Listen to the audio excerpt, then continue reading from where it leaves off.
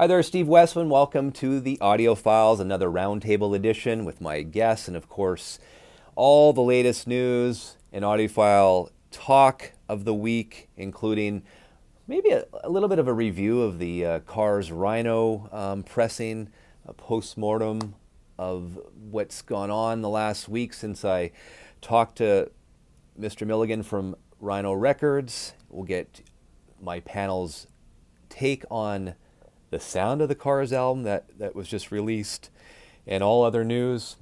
And you know what? If you haven't already subscribed to my channel, click on that. It helps me out a ton. I'm at the Hi-Fi Center, 433 Carroll, downtown Vancouver, Canada. Check out the hificenter.com if you want any of this awesome equipment. Now let's get to our roundtable discussion. We'll see you on the other side of the Audiophiles.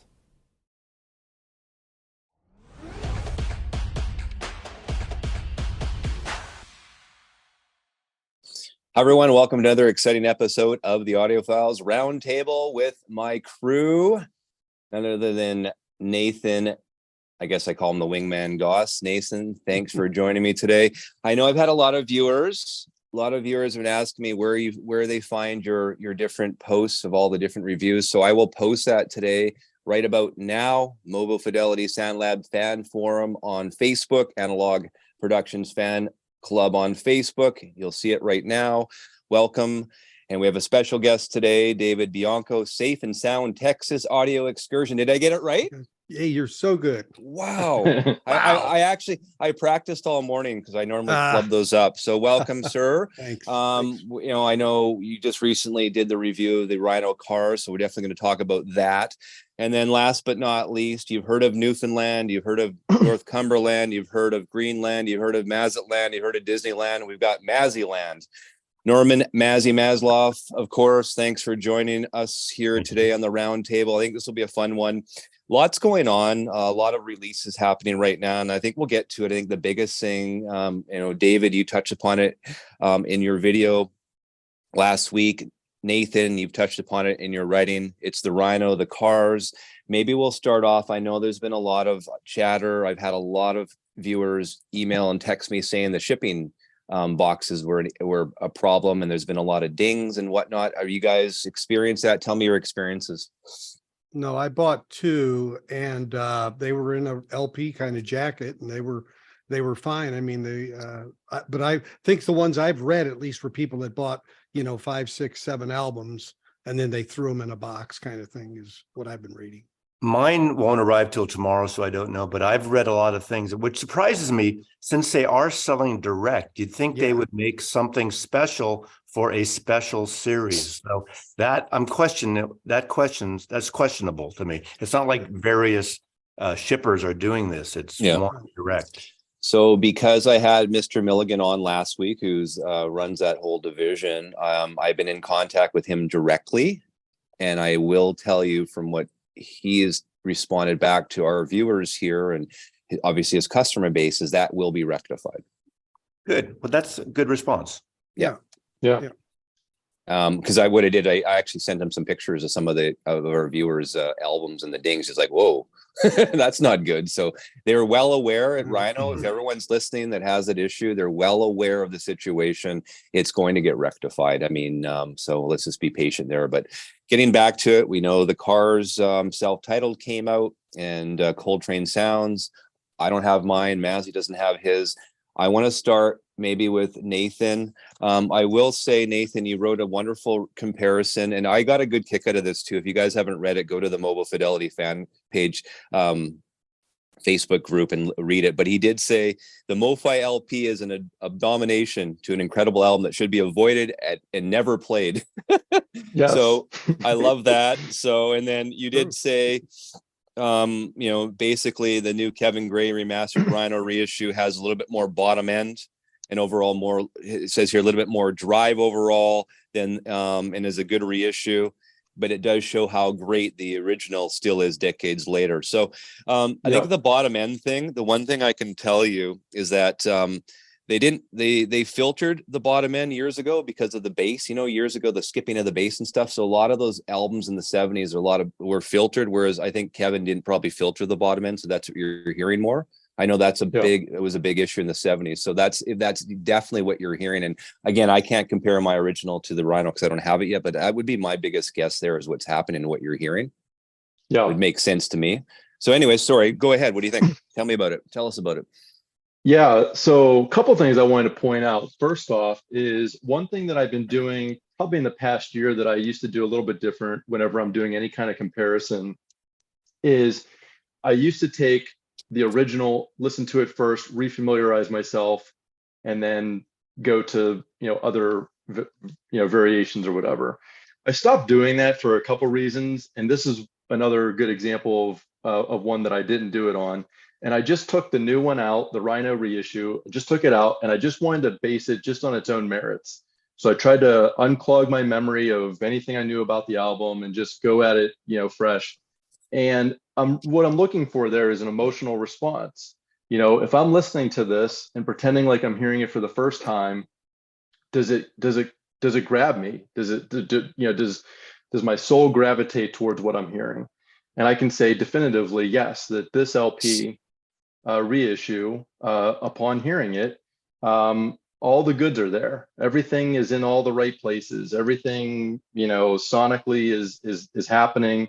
It sounds musical. It sounds lively. It sounds like it's in the room. I didn't get into too much detail in my review. I just want to keep it short and sweet, but I'm glad that David's on the call because him and I think, came to a very similar conclusion. And that is this. There are moments where the synthesizers and some of the lead guitar work, which, by the way, has a very country rockabilly sound effect where he was trying to go for that volume swells that you hear. And this is the first time that I've actually heard that in an LP form for that record, where it sounds like it's kind of hitting you right in the middle. It doesn't sound like it's part of like the same level of the rest of the band. It kind of swells into the room, almost like in a triangular fashion. And I think that was kind of what David was saying in his comparison, because I listened to his video as well whenever he did the comparison. And I think him and I kind of came to that same conclusion that there's a lot more depth and dimension on this new reissue. And that to me is very enticing because it does present the album in a way that maybe as many times you've heard it in the past, you're now hearing new nuances coming forth. And even if you heard them in the past, they're hitting you in kind of a different angle or in a different kind of way. The real shame, though, in my opinion, the real shame is that let's say that all of us agree that this is the most definitive version of this album ever, right? If we were all in agreement, every human being on earth was in agreement with that. It's really a shame that only 5,000 people now get to own that experience. That to me is criminal, that only 5,000 copies are available of potentially the best issue of that record. Well, and we're going to get into that a little bit later about, I think, the state of everything and where things are going. So, I mean, that's we'll hit upon that later.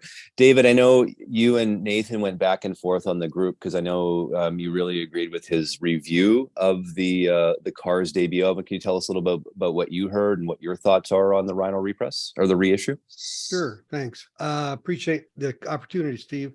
Yeah, no worries. The other, and Nathan really hit it right there. The depth of it was just unbelievable. I never realized how flat the first one sounded in a way. It was just kind of a flat sound stage, so to speak. And it was almost, and so for me, the other thing that was really nice about it was, the vinyl was quiet, which was really nice, which is always a big issue to me personally. And the other thing about it for me was that, I kind of know that album, and in my system, I've now finally got the capability where I can just hit a switch and go back and forth like Chad Kassem does. So I can get a very quick, response difference. I keep them about 3 seconds different and I go back and forth. And it was just, it kind of magnified the difference in my mind. And I didn't really say anything about the MoFi in my review because I had done a review last year and kind of basically said, like he said, don't buy it. I just said, don't bother, go find an OG or even a repress is going to be better than this. So I find, again, it really represented to me, I think, what the intention was, the way it was recorded. And this really kind of brought it to a sound stage that it never has been in before.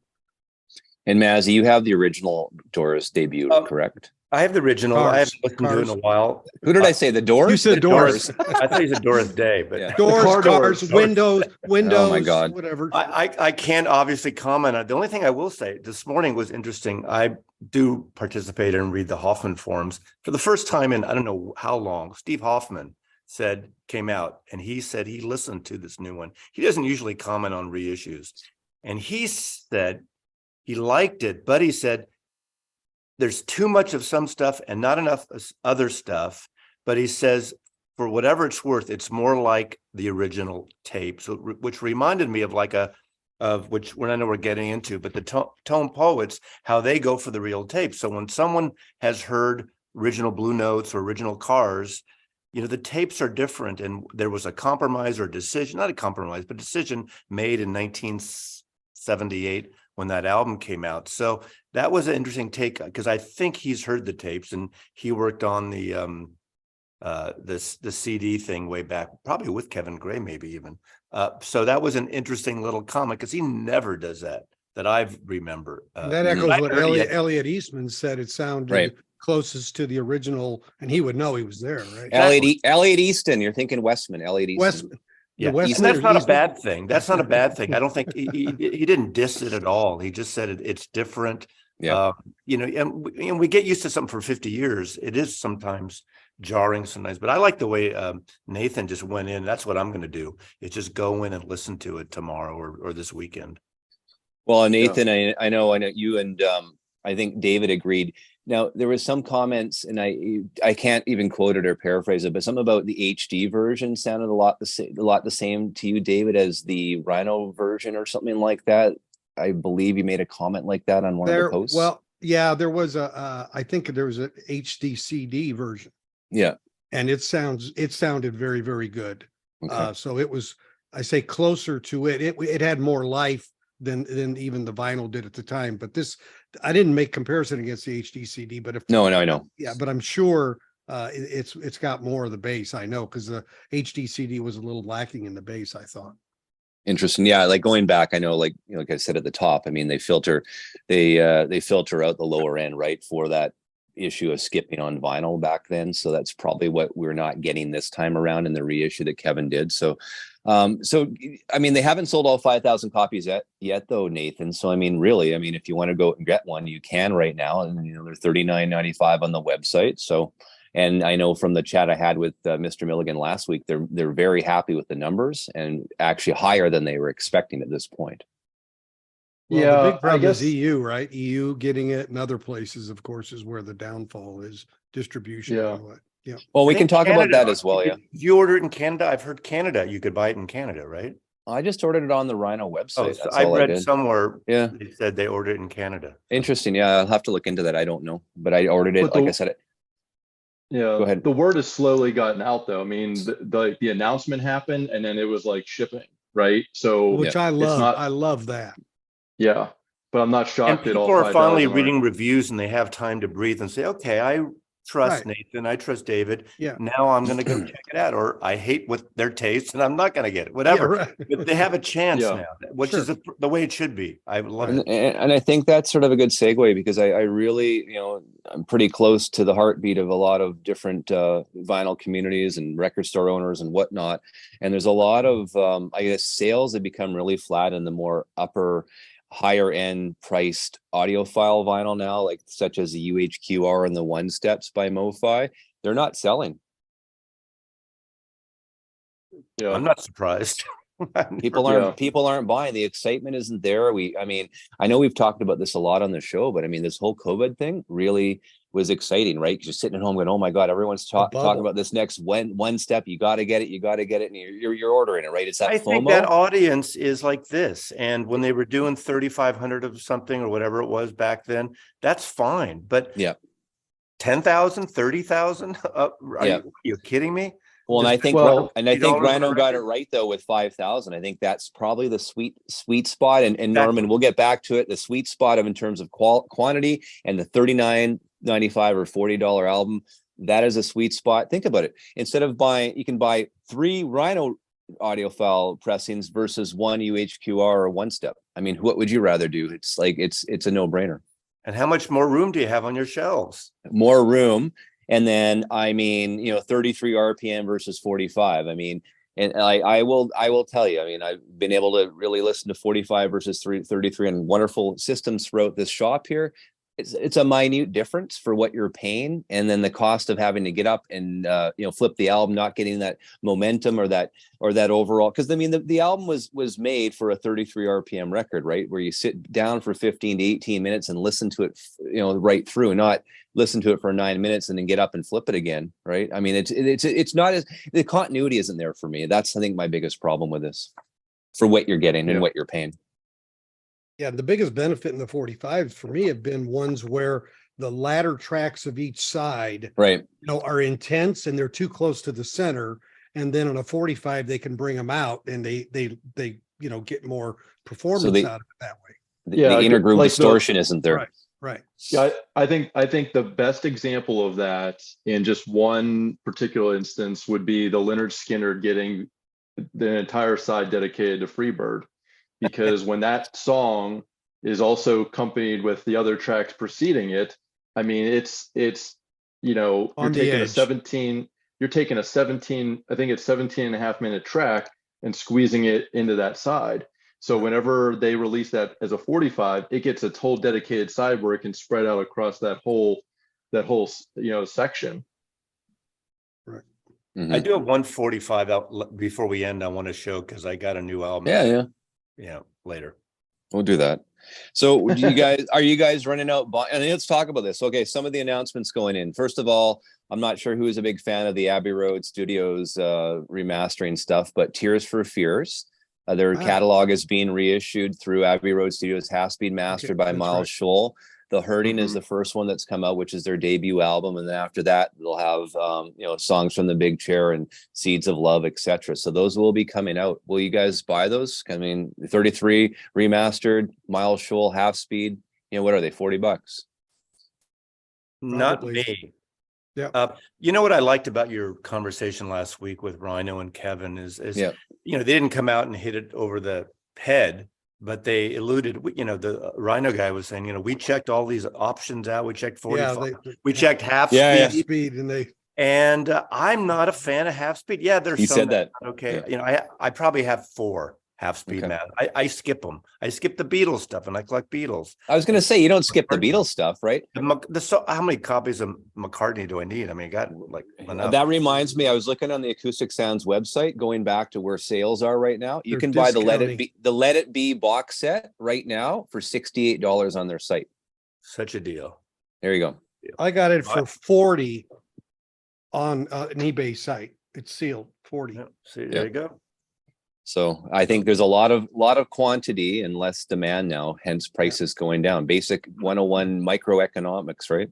Right. But don't you think here's essentially what happens? Like, if you go and find a copy of Kansas's Leftoverture that CBS did as a half speed, that is, in my opinion, the best version of that record that there is. But I don't know that it has much to do with the half speed mastering. I think it was just a great recording, great record, and they did a good job releasing that. And that has a digital half-speed step. reissue. They have a digital step. All of the CBS half speeds have a digital step from the 80s. So even if you were there, Pink Floyd would be digital step as well. It half speed, is. which sounds great. I have that copy. It sounds amazing. Too. And you're right about Kansas. And then you attribute it to, well, the only reason this must be so great is because it was done at this half speed. So then that kind of gets this aura about it. And then we assume that anything that's mastered that way. I was really not a fan. I didn't like any of the Bob Marley stuff that they did. I really didn't like the Police stuff that they did. And I thought the Dire Straits was okay. I liked it a little bit better than the MoFi Brothers in Arms. I like the Abbey Road version a little bit better. Okay. They did some Brian Ferry solo stuff that were really good. Now I don't know if those were half speed, but 3 years ago. I think they were, they were really good. And I thought the Avalon Roxy music was really well done. That was good. That was fantastic in my opinion. I have the original. I have the original one too, and that definitely sounded much better. But I think Ram was awful. McCartney Ram. Yeah. Oh, that was yeah.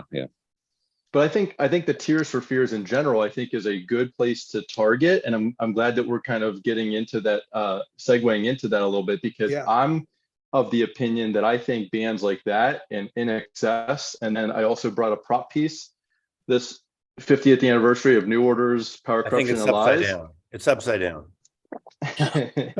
Sorry. Most people won't notice, but I know that album really well. Very well. I've got the So- CD, that one. So, I mean, these are the 80s are just a missed era when it comes to some of these reissues. There's a lot of lost gems in that you know, marketplace, I guess. And MoFi in particular seems to, you know, really miss out on that. And then whenever they do something, they pick something like Run DMC. I mean, I don't get it. Well, we'll get into Well, that, but here's what I'm thinking, right? You got Rhino that's doing these audiophile reissues themselves.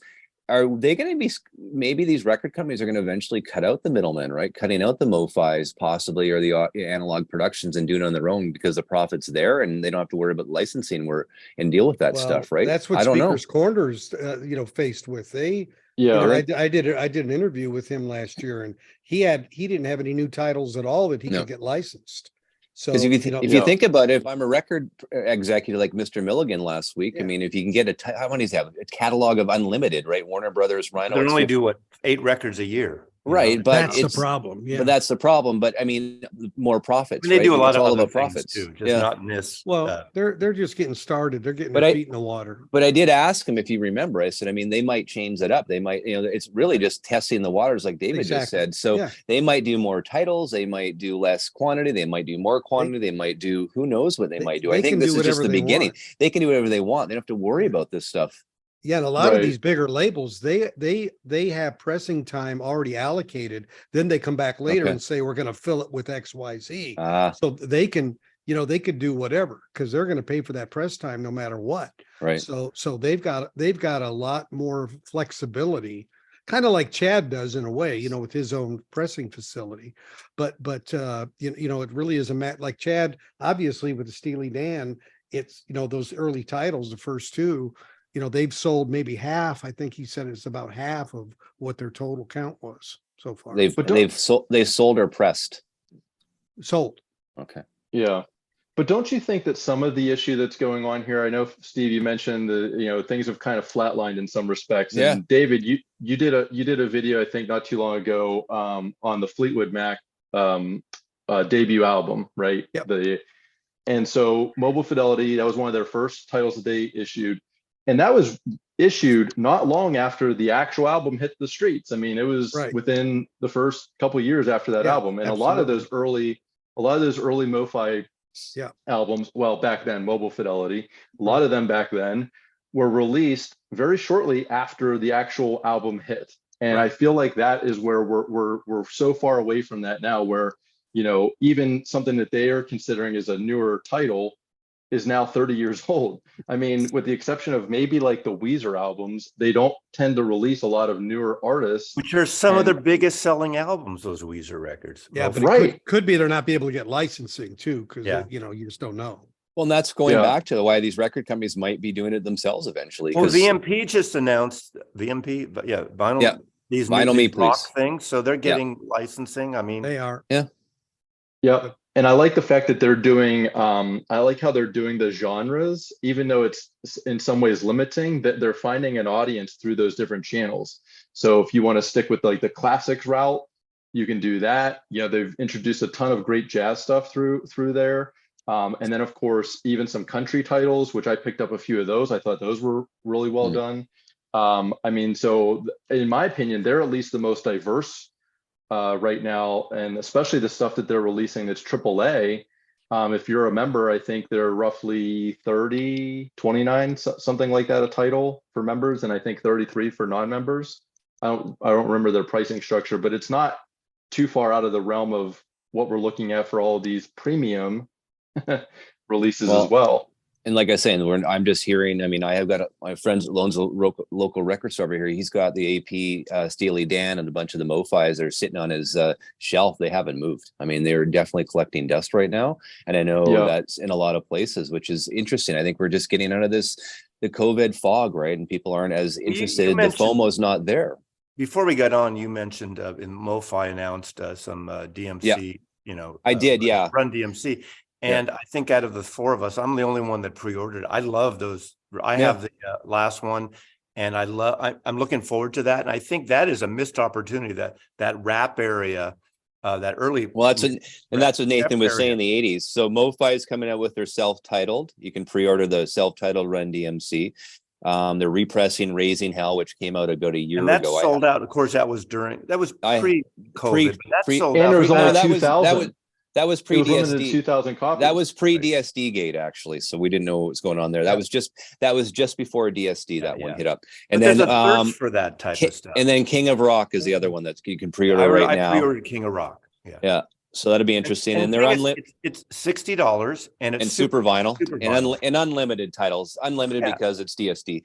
And then we still don't know what's happened with the whole Van Halen catalog. I mean, that's says pre-order right now on their website. Mazzy's favorite album, Ravi Shankar and Friends, that's still pre-order on the site right now. So I have that, and I don't need a MoFi version of that. And we've talked about this already, but Joni Mitchell, I don't know how that's going to sell. I really don't. I'm sorry, Joni, fellow Canadian. I don't know. I'm not buying it, man. The Whitney album is also a super vinyl release that was slated for sometime this year too. But and I actually think that's a great album. So that's the one that I am looking forward to. But who knows if it's happening or not? I can't foresee. Those Joni Mitchells flying off any shelves, even if they were priced down at $100 or something like that. A title, I just. Well, they're in the Rhino camp, and they gave the license away. So what does that tell you? They did those two beautiful Joni Mitchell boxes recently for the same price. Which you can still get it. You can still get them. I think the Reprise record box set. You can still buy them on Amazon for $100 bucks on Amazon right now. So why would you? I don't even know who cut it, but I'm sure it sounds great. Right. Those was it Kevin? I can't remember now. Yeah, I don't know. It might have been Kevin. I don't have the box, but yeah. So we'll see what happens there with Mobile Fidelity. And is there any more big announcements with the Analogue Productions? And I wanted to ask David, because what's the next Steely Dan title and when? When's that happening? Pretzel Logic, and that is late July. Late July, and then we have Asia late September, and then we have Gaucho December 1st. Ooh, Merry Christmas to the Goss family when Gaucho, because that's going to be Nathan's favorite. That's going to be, I think that's that's going to be the revenue jump for Chad at the end of the year. Well, let's hope, yeah. Isn't Asia? I think Asia's going to be the one, right? Well, it will be too. Sure. Asia's the only one I ordered. That's 40. Is it? I always get this wrong. Is it 40,000? He's pressing to that one, or 35? No, 30,000. 30,000. So just tell people pressing 3,000 of them and let's see what happens. But here's the thing: back when they were doing between 7K and 10K of these, one steps back in the height of the craze, right? Pre-DSD gate as well, and during COVID. So you had those two factors or variables. Yes, there was really only about 3,000 people actually getting them, but everybody was getting 3 to 4 copies a piece because they were worried about seam splits on something that they may not be able to get their hands on again. So they were at least ordering a backup copy.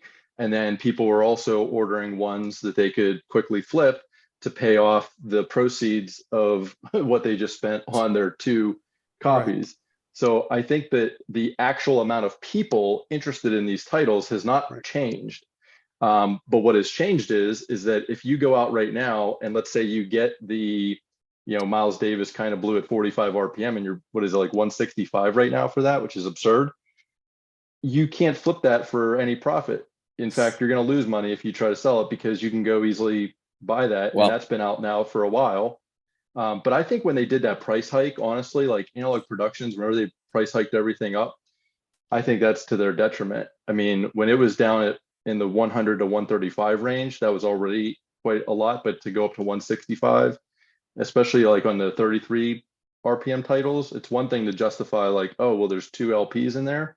But whenever there's like one, like on the Bob Marley, the one single disc, right? But still charging the price of it was 125, wasn't it? It was 125. Marley? I don't think so. I think it was. I think Talking about Exodus, UHQR. the UHQR, it was 125, Nathan, because It it's was, I 33 bought- RPM. yeah. No, it wasn't 2 discs. It was only one. It was Yes. 125. Okay. Yeah. And then the Jimi Hendrix, whenever those were out at 33 for the UHQRs, I 100. think they were 100, They were. Okay. right? Yep. Okay. You're right. Yeah. Yeah, So, I don't yeah. know. So I don't Yeah. know. I mean, for me, I mean, you know, I it costs a little bit more for exchange and stuff, but I got to be careful. I want to buy more and have more records than just one that just, you know, I had a bunch of extras I actually sold on my Mobile Fidelity audiophile buy and sell Saw last it. week. Yeah, I saw I you saw saw that. So I mean, I just needed to get rid of. I needed some shelf space, and so I wasn't listening to my Stevie Ray Vaughan copies any longer. So I got rid of them, and I have that money to buy other things now. Yeah, I think MoFi is going to do fine with their standard releases, their $60 releases. And you know what, Mazzy, and if you look on their And I website still right buy now, some there's of lots them. there's lots of great stuff. You've got the Undercurrents, Bill Evans, that's out right now. You can pick that up. They're You got repressing the Dylan and B-52s. The and Dylan's Miles coming Davis back come out. back, Miles Davis. and those are great. Yeah, Bitches. I think it's Bitches Brew. I think that one's pre-order, or they're repressing right now. I Yeah, can't they're not going to remember. sell like this, but they're really good sounding records. And now, not everything they do is great sounding. I pick and choose. I don't pick. I'm not a like I have to get every MoFi or I have to get every Tone Poet, or you know, I like the Tone Poets a lot, but I don't. I get maybe 80% of them or something. You know. Original Jazz Classics by Kraft. That's next release June 26th. I think it'll be an interesting one because it's Bill Evans, Waltz with Debbie, I think, AAA. I'm excited with that one. I obviously pre-ordered that. So that's so far they're 2 for 2. They've had, you know, the ones that they've released so far I've been really impressed with. And you guys, there you go. I love that album. Yeah. Kraft is doing a great job. I'm not getting the Bill Evans because I have great copies. You have, yeah. I have, and I also have the Chad's box. Yeah, it's 45 though, but I have a really good original of that. And but I think that's the perfect title, and that'll do really well. Yeah. And do you what's your guys' preference? I actually like when, like on the Jazzland, whenever they keep like the original, you know, labels on the LP. I mean, I'm a big fan of when they keep the original labels. And Rhino's doing that as well too with their stuff. Yeah. Well, actually, you know, The cars heads are exploding. Sorry. I was meant to say they're doing that with the album covers, but on the actual labels, they're doing it differently. I support Rhino more. I mean, I don't like when they faithfully reproduce a reissue exactly. I want to be able to pull it out and know that, hey, that's my reissue, that's my original. I mean, if you want, buy a friggin' original. And that always killed me about if you get a Speaker's Corner of the classic record, you open it up, it looks exactly like just one you'd buy at Walmart. I'm like, oh geez, is this really a Speaker's Corner? So this way they differentiate themselves. They know, it's a high fidelity album. The labels there. I think that was real. I was really impressed by that when I saw that when Kevin pulled it out last week. Sometimes they can't legally reproduce. Well, Rhino can if they want. Rhino yeah, can, but if you leave the hype sticker on, it increases sound quality by +5. Yeah, at least +5. I leave the shrink on. I leave the shrink on. I know Nathan doesn't like that. That's at least a +10. Well, you'll never know what the car's number is that you. No. If it's a gatefold, I'll take the shrink off. I don't care about that. I don't like scoop jackets. Remember the Bowie boxes? The Bowie reissues came out with the Bowie box. I thought it was brilliant. They had the RCA thing, but it was the Bowie name in the RCA type font. And it was just kind of a nice way of updating and making it different. They're not RCA anymore anyway. So I thought that was kind of a nice. Mobile Fidelity did that, or Mobile Fidelity back in the 70s, they did that. They had the plain white, and sometimes they'd put in the actual, record label on the actual label itself. I think it was Fleetwood Mac. You noticed that it wasn't Sky. They had a Sky back. So it wasn't just the plain white label. So they would put some color onto it. Different. I like that. I like that. I think.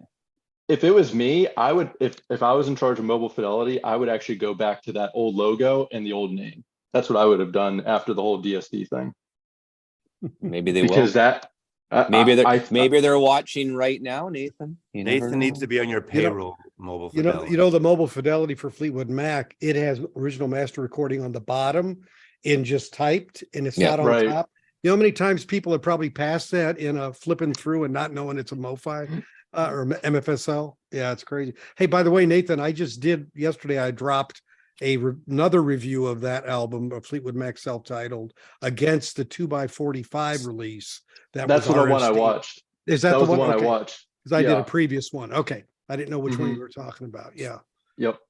Yeah. And I did ask Mr. Milligan from Rhino. I said, "What about the Buckingham Nicks album that they had?" I said, Or "Can you imagine Tusk. if they That was remastered?" Paul Allen. Do they own that? I thought it was That was on Polydor. Polydor, so I don't That know was who Polydor. owns that Well, I now. don't know. But Whoever owns obviously, Mercury. Lindsay and Stevie don't want that or something. I mean, that's never been reissued. I have that album. I have the Canadian pressing. It's Yeah, but in 50 fantastic. years, aside from Gray Market, that's never been officially reissued.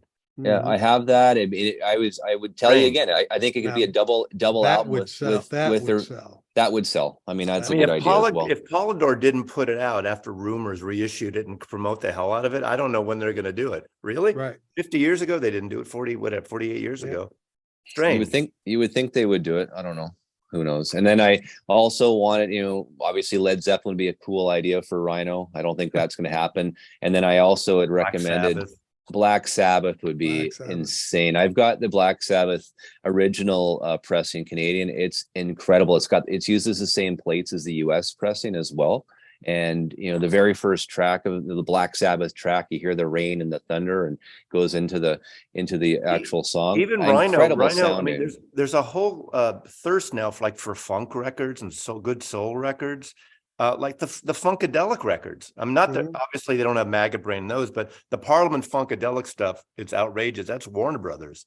So Yep. I assume, I don't know, the George Clinton who owns what, but here's a question for everyone. Okay, so we found out Rhino's going to do another rock reissue and another jazz coming up in the next. Did he say weeks or 2 weeks or a month before they make the next announcement? I don't know.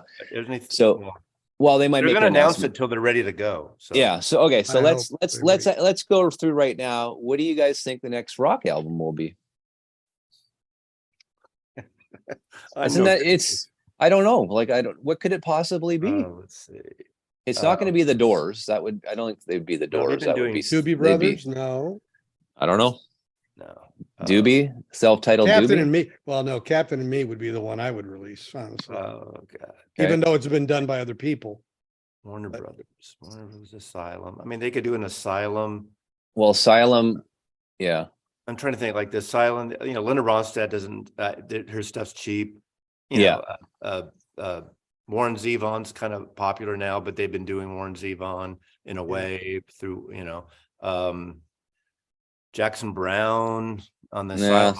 I don't think so. Not going to get the numbers. His records sound really good though. They're great recordings. I'm just thinking the numbers. If they want sales, I mean, that's why Black Sabbath will sell. Well, I think that will happen. Rock and roll stuff, that easy kind of country mix stuff that I like a lot of that stuff. Obviously Eagles, not going to do, but they could. What's that? The last Fagan album that came out, was that a Warner Brothers issue? Yes, maybe that one. Yeah. I mean, Hotel California would be a great one to do, even though it's out there, but with MoFi doing it. Not yet. Right. Who knows? Exactly. But that would, for a $40, because that's such a good sounding record, it's their swan song. That would be a shot across the bow. Yeah, it would. Yeah. Who knows what the agreements are with these licensing? Can someone put out, something they just license? It's rare that someone gets exclusivity either. Are the One Steps 45? They could do a 33. So that's where I think Hotel California would be better as a 33. Absolutely, if they were to do that. I agree 100%. I think that'd be really cool if they released Hotel California, Kevin Gray remaster of that. That would be amazing. I also am a fan of Shots Across the Bow. So yeah, me too. Yeah. Yeah. You never know. I mean, but in all honesty, that is what perpetuates the hobby, is when there's competition, right? And so the more that they're going back and forth and trying to outbeat each other, that we're the ones that benefit from that. Well, we know historically when MoFi, you're right, MoFi put out Rumors, 3 years later, is already out, but there's an audio, again, I think self-titled, not Rumors. Audiophile companies, and I hate to say it, MoFi and Chad with his UH car, think that everyone's going to want to be an audiophile, or, I hate to put that term, but that's what it is. That's a small margin. to pay $150, $125 for a single record, you And know? we're not seeing it now. I mean, I'm David so just into music and I David hardly mentioned it. do. Sealy Dan's UHQR. They're what, 9,000 sold? Is that what you were saying? Yeah, Yeah. and there's 11,000 of that one and 10,000 of Gaucho, and So that's they're as half. of, that's as of like a month and a half, 2 months. So they're halfway to their goals only. They're not even Yeah. break even. Yeah, and they usually do I mean, this, right? You there's know, and some- then they flatten There's out. some prog stuff they could do. Couldn't they do King Oh, Crimson? they could do yes. You know, that's Atlantic Records, you know. Yeah. Well, yes, well, the Nathan Crimson. pulled up New Order. New Order is into Warner. Is New Order Warner? Mm-mm. I have an original UK of that. That's The New Order Factory. stuff. I like the Oh, New Order it was, stuff. yeah, it is Warner, I think. Okay, I think maybe New Order would be another good one for them. I don't even. It's so unlimited. That's why we're asking this, because I don't even know what the next titles will be. I think it's impossible Warner to even Music guess. is, you know, Warner Music, UME, and you got Sony. Those are the three biggies. Their catalog is vast. Now, It's who just- knows what they who have knows what it will be. access to? Yeah. You know, some of the British bands that are the tapes in the UK. Does all the stuff that Rhino has access to that's local? What about Yeah. those bands? Black Well, like- Sabbath's probably not here. But I Wow, thought yeah. but here's the thing. I thought that the last two one steps, the Elvis and There Goes Rhyme and Simon, those are both extraordinarily good. And you can go get them very easily if you just want to right now, months after their release. So you can still get them.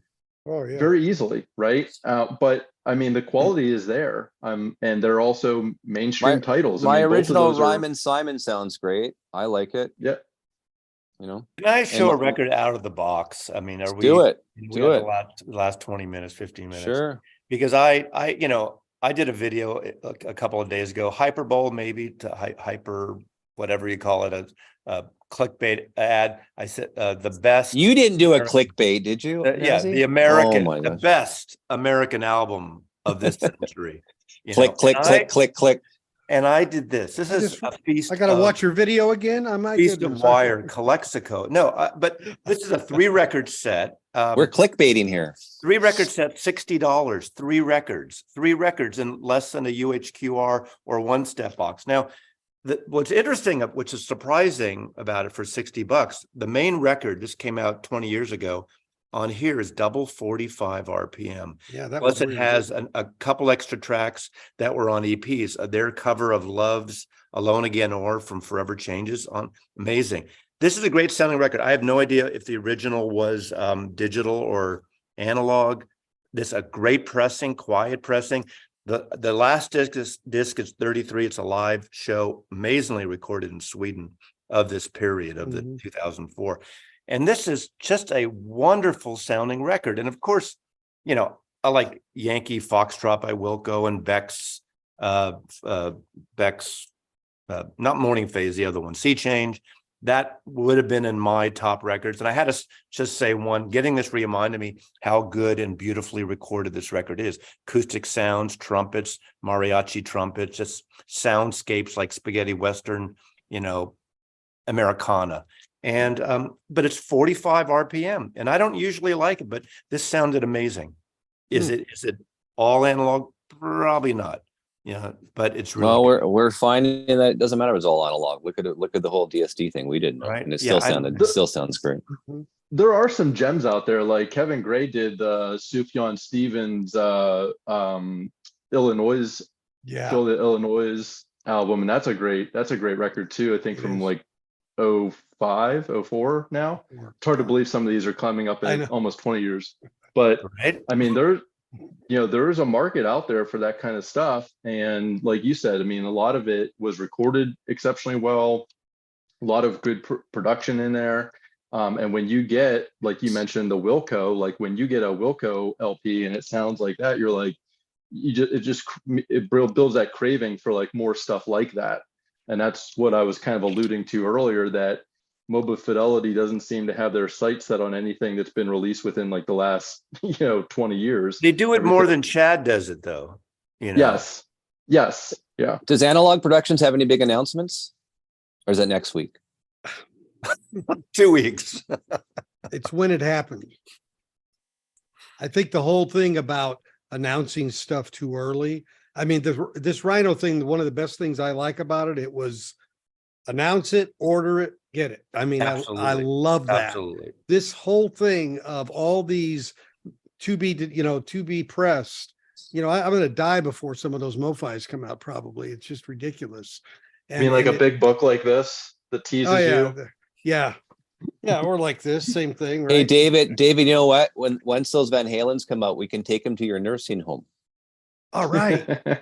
We I'm play the them oldest there. one here. Can you have Melinda come visit me, please? I wouldn't be shocked if that gets canceled. I would not be shocked in the least. Honestly. You mean the Van Halen? Yeah. You mean Well, I all of wouldn't be them or shocked. just a few? The whole thing. Either that or the Joni Mitchell. I would not be shocked if they. Oh, the Joni if they Mitchell abandoned wouldn't ship shock on me that. at all. Oh, well, how about Ravi? When you're bleeding out lawsuit money, I just don't see that. I don't see. Yeah, I think it'll they're not- really have to. They're not going to pay 20. It'll never be 20. It's not 25 million. No, I'm not. because the estimate was if everybody were to act on it. And no one. then it I'm would not doing it. I don't give a crap. I'm I gonna send back bought a it. few. I bought it because I like the sound, and I I have sold one some of the record. other ones. One record I'm going to return, and that's the Young Rascals. And not because it's bad. It's because I think they picked the wrong one. Oh, they didn't pick it. They did the mono, and It's the mono version. record stereo is so much better. Yeah, you're right. And just it's That's why I flat. didn't buy it. It's not right. I don't. Yeah, but the mono's The not only one right they in would. the It's the original. only one they would license. That's the only one they Yeah, would exactly. Well, there we go. That's what we. I mean, I would like to see that. Now, it's probably not big enough for this Rhino thing, but that stereo of that Rhino, you listening, Mr. Milligan. Yeah. Yeah. I know that's not a popular thing right now, the Young Rascals, but Groovin' is a friggin' great record. It's a good album. I have it. Yeah. So We were talking earlier about COVID. The one thing about COVID too is not only were people locked up, but in the US at least, people were getting money. They were just getting cash to, I think disposable money was a little more available back then too. And now with inflation, you're going the other way, of course. And there was no I mean, you couldn't go out to dinner really. You couldn't You could spend it on the stuff. No Travel. concerts. No So that's gasoline. it was your monthly economic pie of money. There was a bigger cut coming out for vinyl because there was no restaurants, there was no gas, right, there was no commuting, right? So you had that more, that much more money. What do you got there, Mazzy? I want to show this because for $25, this is an ECM record that came out, I believe, last year. And a guy in the UK turned me on to it. David Ellis, his name is. This is Avishai Cohen, and he's an Israeli trumpet player. This is ECM. Manfred Eicher produced it for $25 or less. This sounds so beautiful. It's like not easy listening, because I know ECM can go in that kumbaya thing sometimes, but it's like that quiet, muted trumpet of Miles Davis. And that's what his playing is like. And this is recorded in the south of France. It sounds so good. It's got a mood to it, but it's not, again, that kind of kumbaya, MOR mood stuff. It's really beautiful. But I highly recommend it. It's called Naked Truth, ECM, like $22 or something on Amazon. And this is where great music can be gotten for really reasonable new stuff. I trusted the guy and I checked it out and it was great. Oh, that's good. Yeah. And I don't know, we touched upon, I know there's been a lot of viewers that weren't happy with the packaging of the two new Rhino presses. Yeah. Did you guys, can I see your albums there, guys? Or is there any Mine are issues with fine. your? No, Okay. mine are fine. It was in a mailer. The only thing I would say is that the mailer didn't have any corner protection at all. So it was, if it would have been dropped on the corner, it could have been. So.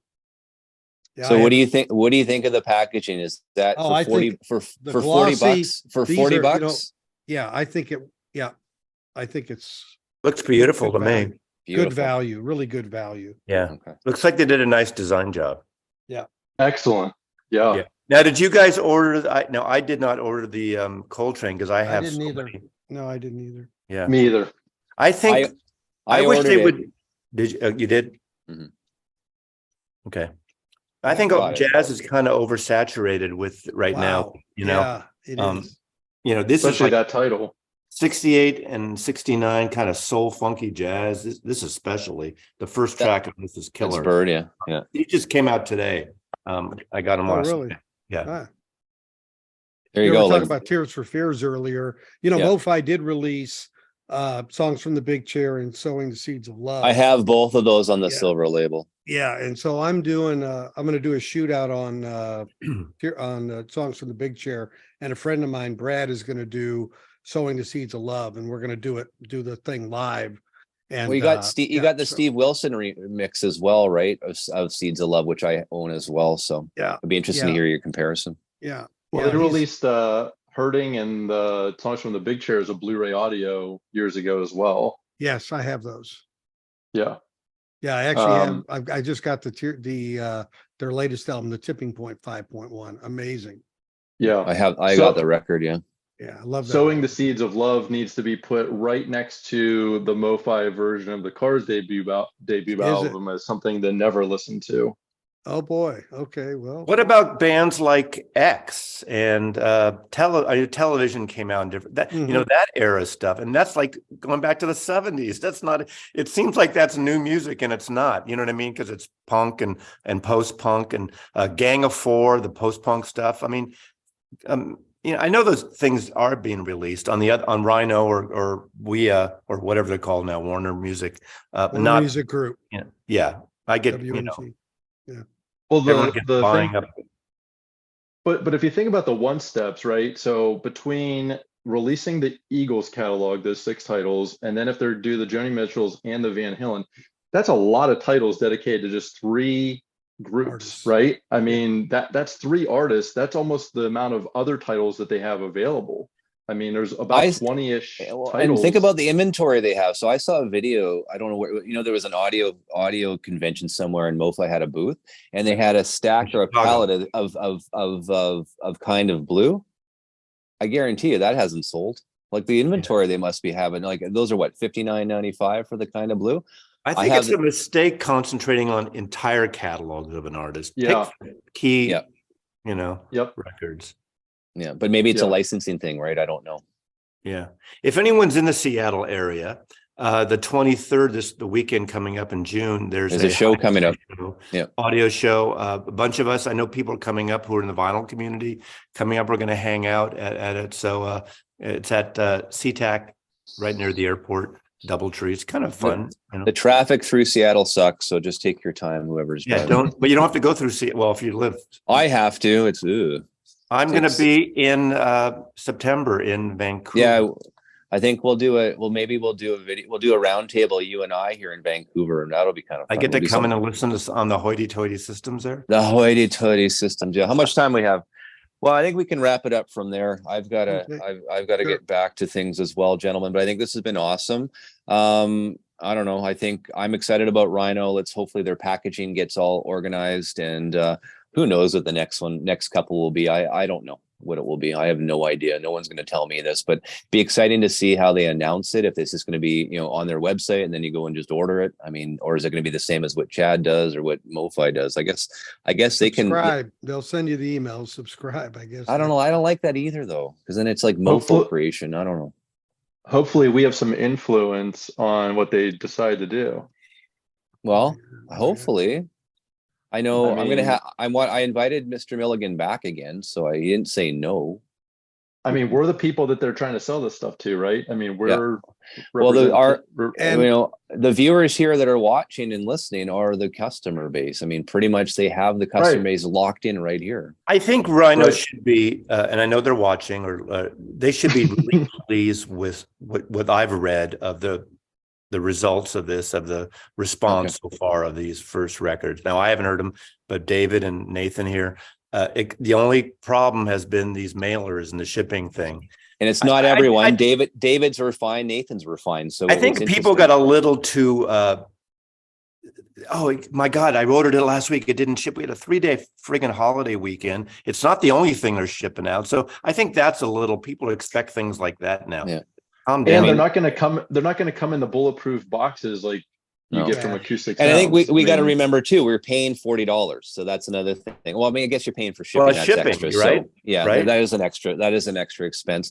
But I guess to remind people, I mean, the Cars album was made in 1978 and the Coltrane sound in 64, 65. So you can wait a couple more days. It's been around for a while. Yeah, It's not and going remember, anywhere. and they're not wholesaling it. They're not wholesaling it, and No. they're selling at the same price as Impex, or not Impex. Well, Intervention it sells like Yeah. $40 to $50, and they have to pay a license. So So do you guys like the direct to consumer? Let's finish off with that. Do you like the direct to consumer? Or you think it's going to work for them?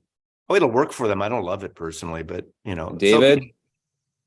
I just think it's part of the model. I mean, I just think that limited edition, I think they want to control it just Yeah. like the other sites are controlling it. Nathan? I think if you're a store owner, it's a little sad that you can't say, hey, over here, we have the best copy that you could ever hear of the Cars debut album. I hear you. All right. Well, gentlemen, have a wonderful weekend. You too. All righty. Enjoy Guys, take care. enjoy listening to the Cars this weekend, Mazzy. Crank it up, dude. Crank will. it. All right. Later, boys. See Take ya. care. Take care, Bye. guys. It's what I need. It's Bye-bye. just what I needed. Hey. Oh, have a Let good the one. good times Bye-bye. roll. See ya. Bye. Ah.